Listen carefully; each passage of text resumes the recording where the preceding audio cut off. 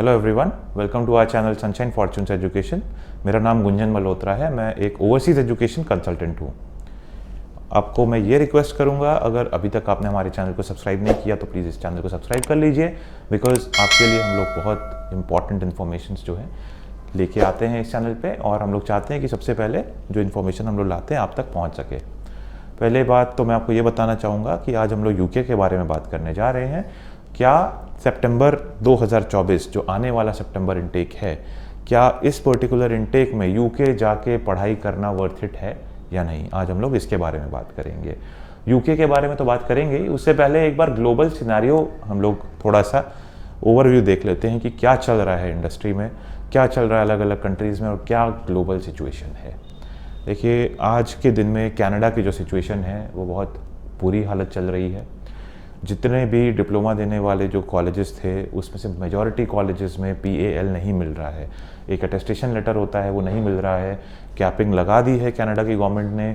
Visa आएगा नहीं आएगा, ऑफ़र लेटर आपका कॉलेज से आएगा नहीं आएगा, उसकी कोई गारंटी नहीं है। वीज़ा रिफ्यूज़ल रेट भी बढ़ सकता है। जॉब का क्राइसिस भी बहुत ज़्यादा है। टोरंटो में तो ये सीन है कि अकोमोडेशन ही नहीं मिल रही स्टूडेंट्स को। अब हम लोग थोड़ा सा ऑस्ट्रेलिया को देखते हैं। ऑस्ट्रेलिया में रिफ्यूज़ल रेट बहुत ज़्यादा है। कितने स्टूडेंट्स ऐसे हैं जिनका फर्स्ट अटेम्प्ट में वीज़ा नहीं आता। एक बार अगर आपको ऑस्ट्रेलिया में वीज़ा रिफ्यूज़ हो गया तो ऑटोमेटिकली कनाडा वाले और US वाले जो हैं आपको वीज़ा नहीं देते। एंड न्यूजीलैंड में भी आपको वीज़ा लेने में प्रॉब्लम आती है। सेम टाइम कनाडा के बाद अगर ऑस्ट्रेलिया की बात करें, Australia is a very expensive destination. अगर हम लोग मास्टर्स के कोर्स को ही पकड़ के एनालिसिस करके देखें, यूके में जो मास्टर्स है 1 साल का है, ऑस्ट्रेलिया में 2 साल का, कनाडा में 2 जनरली होता है, US में भी 2 साल का होता है। यूके से डबल फीस है इन बाकी सारी कंट्रीज़ में। इसके साथ जर्मनी की अगर बात करते हैं तो Germany is a very good destination, no doubt, लेकिन अब थोड़ा सा लर्निंग एबिलिटीज़ अगर आपकी ज़्यादा है, आप ओपन हो जर्मन लैंग्वेज सीखने के लिए, तो उस केस में Germany is a good destination. अब हम लोग वापस यूके पे आते हैं। तो जो टॉपिक है कि यूके जाना चाहिए स्टूडेंट्स को या नहीं जाना चाहिए, सितंबर इनटेक जो आने वाला है इसमें बिल्कुल जाना चाहिए। बहुत लोग ऐसे वीडियोस बना रहे हैं, आप अलग अलग सोर्सेज जैसे यूट्यूब पे देखेंगे, इंस्टाग्राम पे देखेंगे कि भैया यूके मत आओ, जॉब नहीं मिल रहा, ये प्रॉब्लम है, वो प्रॉब्लम है। ये सब जो है ठीक है, ये फीडबैक आ रहा है लोगों का, बट मैं आपको ये बताना चाहूँगा, आप अगर यूके जा रहे हैं तो आपको स्ट्रैटेजी अपनी डिफाइन करके जाना पड़ेगा। आपको ढंग की यूनिवर्सिटी में जाना पड़ेगा। आप वहाँ जॉब करने नहीं जा रहे हो, पढ़ाई करने जा रहे हो, ये एटीट्यूड आपको लेके जाना पड़ेगा। You have to work hard. आप यूनिवर्सिटी में अगर एफर्ट ज़्यादा डालोगे तो ऑटोमेटिकली बाद में आपको जॉब लगेगा। सितंबर इनटेक की बात करें, टारगेट पहले ये रखिए कि रसल ग्रुप यूनिवर्सिटीज़ में जाना है। जैसे US में आईवी लीग है, ऑस्ट्रेलिया में ग्रुप ऑफ 8 है, सिमिलरली हमारे पास यूके में रसल ग्रुप यूनिवर्सिटीज़ है। रसल ग्रुप यूनिवर्सिटीज़ के पास गवर्नमेंट की बहुत ज़्यादा फंडिंग आती है, ग्रांट्स आते हैं, यहाँ रिसर्च बहुत हाई लेवल में होता है, इनका इंडस्ट्री लिंक्स बहुत अच्छा होता है। तो अगर आप किसी रसल ग्रुप यूनिवर्सिटी से पढ़ते हैं तो प्रोबेबिलिटी बहुत बढ़ जाती है कि आपको अच्छी जगह जॉब मिलेगा। एक ब्रांड वैल्यू हो जाती है, आपकी जो प्रोफाइल है वो हैवी हो जाती है। साथ के साथ आपको थोड़ा सा फ्लेक्सिबल होना पड़ेगा। सिर्फ लंदन लोकेशन पे आप मत फोकस कीजिए। लंदन में भीड़ बहुत ज़्यादा है आज के दिन में, कंपटीशन थोड़ा ज़्यादा है।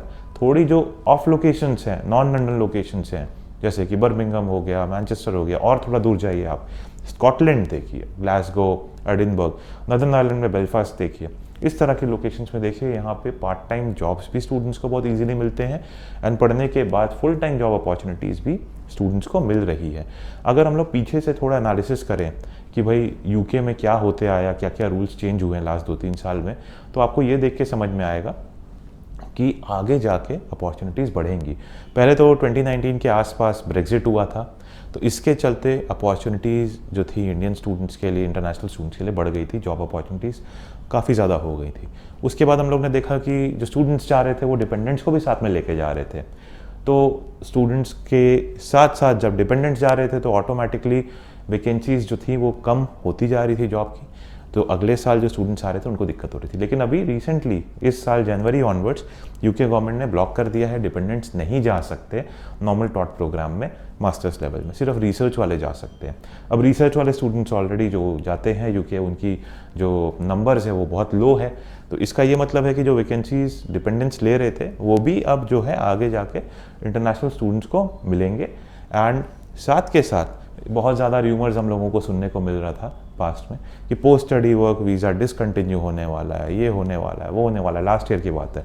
अगर डिसकंटिन्यू ही करना होता तो यूथ मोबिलिटी स्कीम प्रोग्राम जो यूके गवर्नमेंट ने लॉन्च किया था वो क्यों करते? अगर उनकी जो रिक्वायरमेंट है वो फुलफिल नहीं हो रही होती तो वो कभी भी नहीं करते, सीधी सी बात है। तो इसका यही मतलब है कि अपॉर्चुनिटीज़ अभी भी एम्पल है, आपको अपनी प्रोफाइल पे ध्यान देना है। अगर आपके पास वर्क एक्सपीरियंस है तो बहुत ईजिली जॉब मिलती है। अगर वर्क एक्सपीरियंस नहीं है तो पढ़ाई के साथ साथ आप पार्ट टाइम जॉब करिए, साथ में इंटर्नशिप पे फोकस कीजिए। इसके साथ साथ आप जो कॉलेज के जो असाइनमेंट्स करते हैं उसमें फोकस कीजिए और अपने प्रोफेसर्स के साथ एक अच्छा रैपो बिल्ड कीजिए। ओवरऑल इन चीज़ों पे अगर आप ध्यान करोगे आपकी प्रोफाइल अच्छी हो जाएगी। यूके हमेशा से एक बहुत ल्यूक्रेटिव डेस्टिनेशन रही है पढ़ाई करने वाले बच्चों के लिए, ना कि उन बच्चों के लिए जो जाके वहाँ पे कमाई करके पैसे कमाना चाहते हैं शुरू में ही विदाउट वर्किंग हार्ड, और शिफ्ट में जाके part time blue collar jobs करना चाहते हैं। UK has never been like that. आप अगर यूके जाना चाह रहे हैं तो आपको पहले ये अपना माइंडसेट क्लियर करना पड़ेगा। आप हाई रैंक यूनिवर्सिटी में जाने वाले हैं, लो कॉस्ट में हाई रैंक यूनिवर्सिटी में जाने वाले हैं, पढ़ाई करने के लिए जाने वाले हैं, लॉन्ग टर्म में एक अच्छी ग्रोथ के हिसाब से आप वहाँ जाने वाले हैं। एंड क्विक फिक्स नहीं होगा वहाँ पे कुछ भी, आपको थोड़ा सा पेशेंस रखना पड़ेगा, एफर्ट करना पड़ेगा। जॉब्स लगते हैं, हमारे इतने स्टूडेंट्स हैं जो यूके गए पास्ट में, सब ने अच्छी जॉब और अच्छे लेवल को गेन किया। कितने तो ऐसे जिनको वहाँ पे सेटलमेंट भी हो गई and they are working in organisations like Amazon, Citigroup, many many more IT organisations में, काफ़ी अच्छी अच्छी कंपनीज में वो लोग काम कर रहे हैं। तो थोड़ा सा एफर्ट कीजिए, पेशेंस रखिए एंड अपने करियर पे एंड पढ़ाई पे फोकस कीजिए। Things will work out very well.